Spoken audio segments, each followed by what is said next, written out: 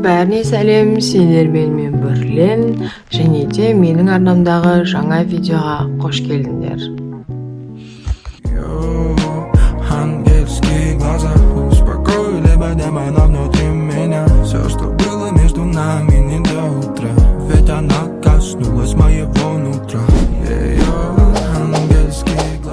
Өздерің байқағандай, мен ұйқымнан енді тұрып жатырмын. Сағат деген қазір таңғы сағат 8.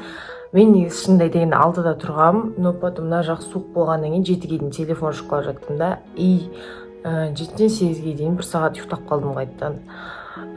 Қазір мен бет-қолымды жууға барам, шашымды реттеймін. Одан кейін завтрак жасайтын боламын. Бұл байқағандарыңдай жаңа форматтағы видео болмақ, яғни что ем за день. Мен қазір режимді және питаниемді кәдімгі түзеп жатырмын. Режим құдайға шүкір түзелді сәл-пәл. А вот питаниемді әлі түзеп жатырмын.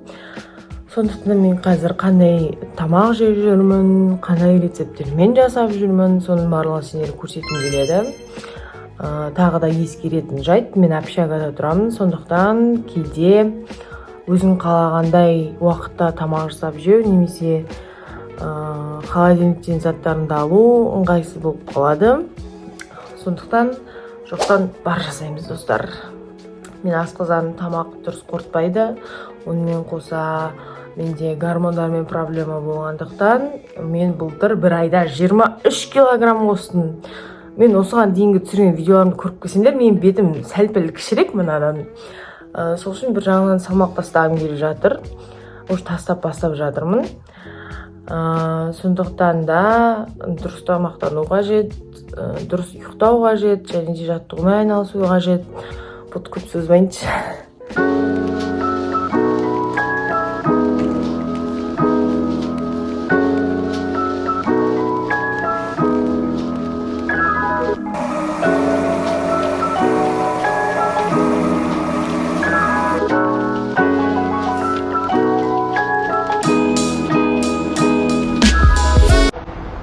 Бір көзім қисық па дейді. Я, бір көзім қисық менің.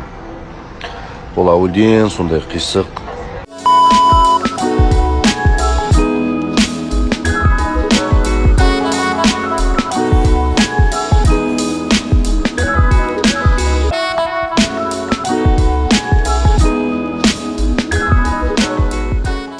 Всегда таңертең су ішу керек, потому что бұл организмнің іске қосылуына әсер етеді. Негізі кәдімгідей тастай су емес, комната температурасындағы жылы су ішкен дұрыс болады.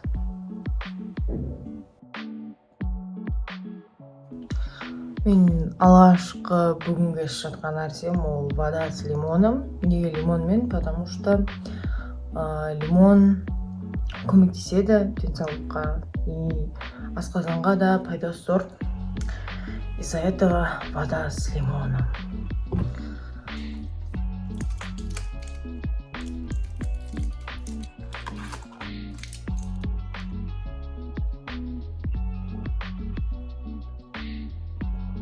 Ауыр жүргендіктен маған дәрі ішу керек. Мен дәрі ішуді ұмытып кете беремін. Мен оны мойындаймын. Сол үшін ұмытып кетпес үшін қазір столдың үстіне қойып қойдым. И столдың үстіне қойғалы бері ұмытып жүрген жоқпын.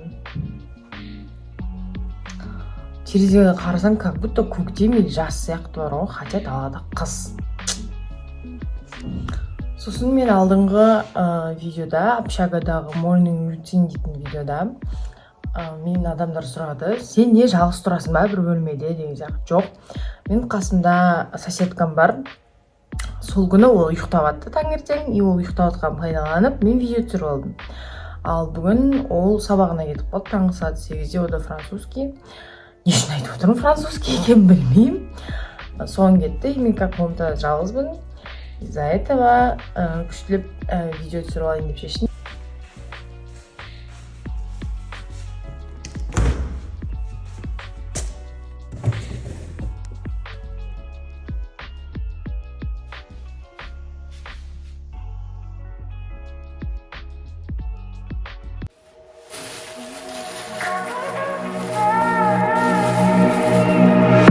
Darling, I'm falling.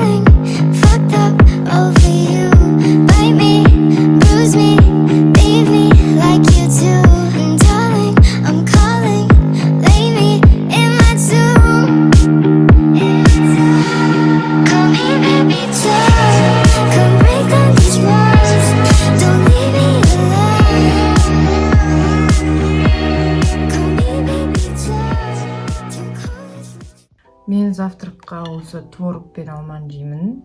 Негізі маған таңертең осындай жеңіл желпі нәрсе жеген ұнайды, потому что мен негізі завтракты ұната бермейтін адам болатынмын осыған дейін, бірақ қазір завтракты үзбей жеп жүруге тырысамын.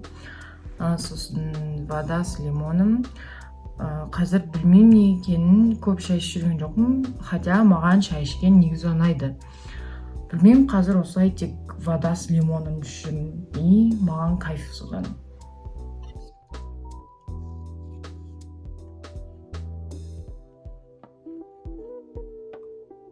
Тағы да мен жайлы факт айтатын болсам, мен энергетикке тәуелді адаммын. Сондықтан осы питаниемді түзегелі бері мен энергетикті қойдым. Қойғаныма 1-2 апта болып қалды сол. Бірақ қазір мен жаман энергетик ішкім келіп тұр, прям қатты ішкім келіп тұр. Бірақ ішпеуге тырысамын, себебі менің денсаулығыма ол өте зиян. Мен былтыр сол энергетиктің кесірінен құлаған болатынмын. И маған отбасым энергетик ішуге тыйым салған. И сендер де желательно ішпеңдер. Потому что кейбір адамдарға энергетик кәдімгідей әсер етеді. Мысалы, маған әсер етеді. Мені түнде ұйықтамас үшін көп энергетик ішетін едім, түні бойы сабақ оқитын едім. Ал кейбір адамдарға вообще энергетик кофеден әсер етпейді. Мен неге кофе ішпеймін? Потому что маған кофе ұнамайды. Из-за этого мен энергетик ішетін едім. Сондықтан мен энергетикқа тәуелді болып қалдым. Ал ол өте үлкен ауруларға алып келеді. Өздеріңде қазір көріп жатқан шығарсыңдар, TikTok-тан да, бүкіл жерден, жаңалықтардан да өліп кетті ана мынау деп. Сондықтан денсаулықты бірінші орынға қою қажет.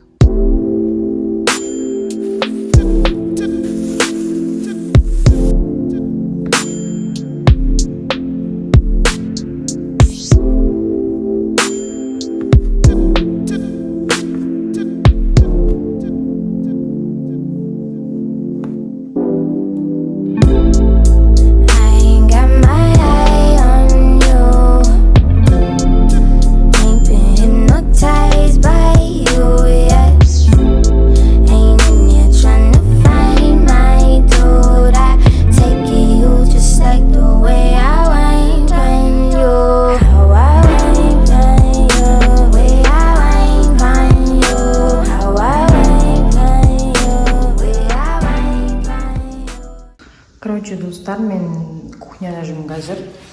Вот осындай 2 жұмыртқа керек, тауық еті керек, және де помидор, қияр, и мынаның ішінде рис бар. Соның барлығын мынаның ішіне салып, барлығын бірге қуыратын боламыз.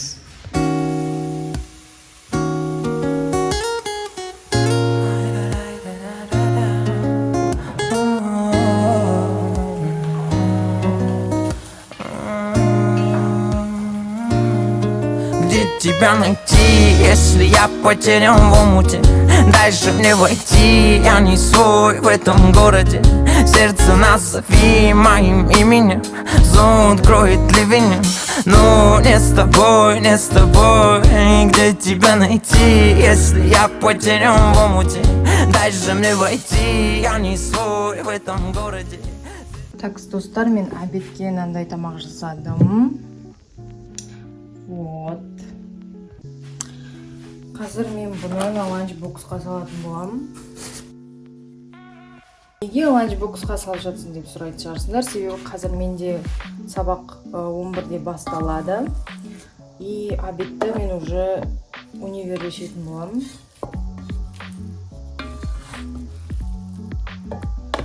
Сондықтан да обедті с собой алып кетемін. Надо нан салып.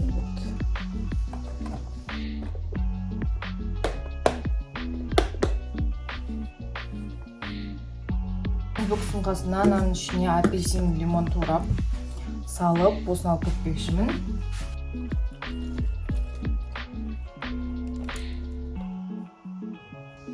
Қараңызшы қандай ми-ми-ми.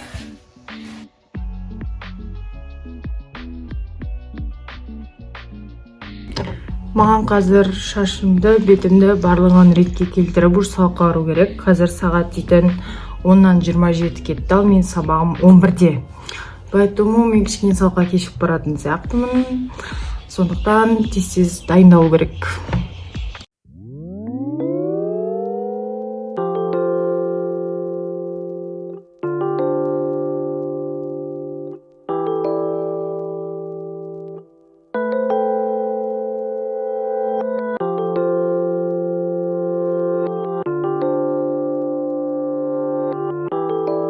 Она такая сонная в сером кардигане, мимо людей, что ее окружают. В руках ее кофе, но он не согревает, ведь в этом городе все о нем напоминает. Он мне не отвечает, хоть и был онлайн, он может сильно занят. И звонки на вайбер, недоступен number его для нее, недоступен number. Все потому, что он теперь звезда. Знают наизусть его песен слова. Просто забудь, ему не нужно. Ты ведь во всем виновата сама, ведь он звезда. Біз бағанадан бері рубежка тапсырып жатырмыз, короче. Қиындап кетті барлығы. Уже испанский өтіп кетті. Испанский 90 жауап сандым. Қазір имо рубежка тапсырдық. Ерте тапсырсап шығып кетті сонымен.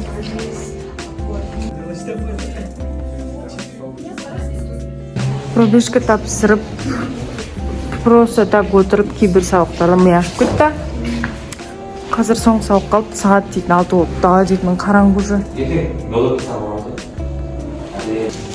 Сабақтан шығып китайский магазинде жүріп.